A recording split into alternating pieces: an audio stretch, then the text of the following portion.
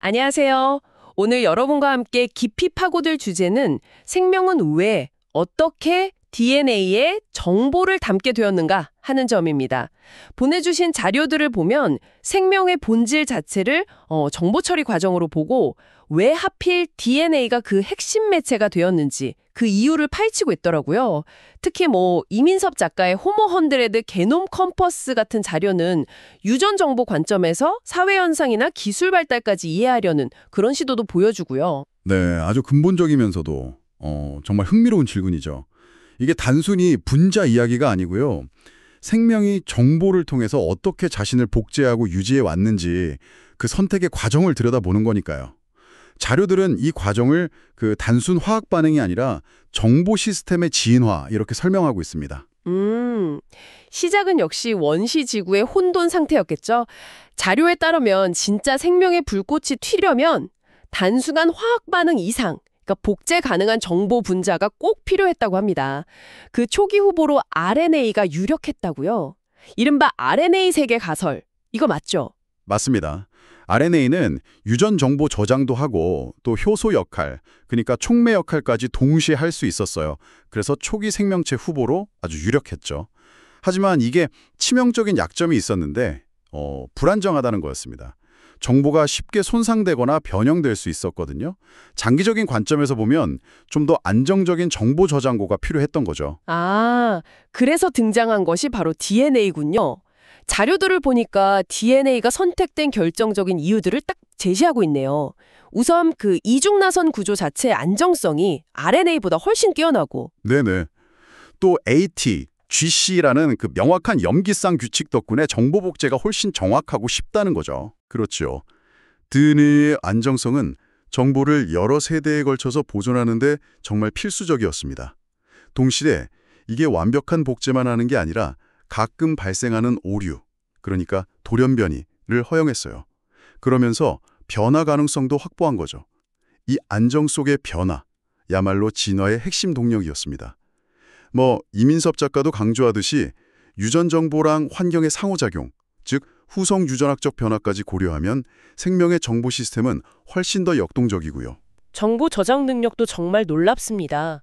DNA 1g에 215 페타바이트 이상 저장이 가능하다니, 와, 이건 물리적인 분자를 넘어서 거의 완벽한 정보 저장 매체네요. ATGC, 이 네 글자만으로 생명의 모든 설계도를 담아낸다니 정말 생명의 운영체제, OS라고 할 만합니다. 정확히 보셨습니다.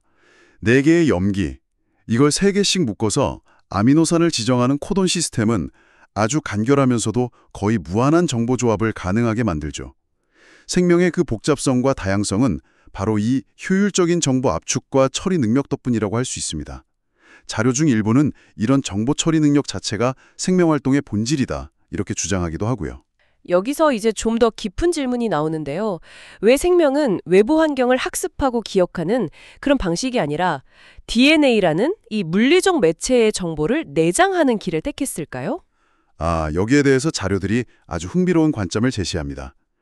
생명의 최우선 목표가 단순히 오래 사는 것, 즉 생존이 아니라 자신을 복제하는 것이었기 때문이라는 설명입니다. 복제를 하려면 명확하고 또 복사 가능한 설계도, 그러니까 DNA 코드가 필요했던 거죠. 아, 그렇군요. 리처드 도킨스의 이기적 유전자 개념하고 바로 연결되는 지점이네요. 유전자가 자신을 더 효과적으로 복제하고 퍼뜨리기 위해서 생명체라는 운반체 혹은 생존 기계를 만들었다는 관점.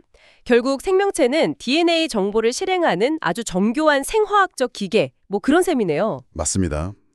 세포가 DNA를 읽고 이걸 전사, 트랜스크립션이라고 하죠.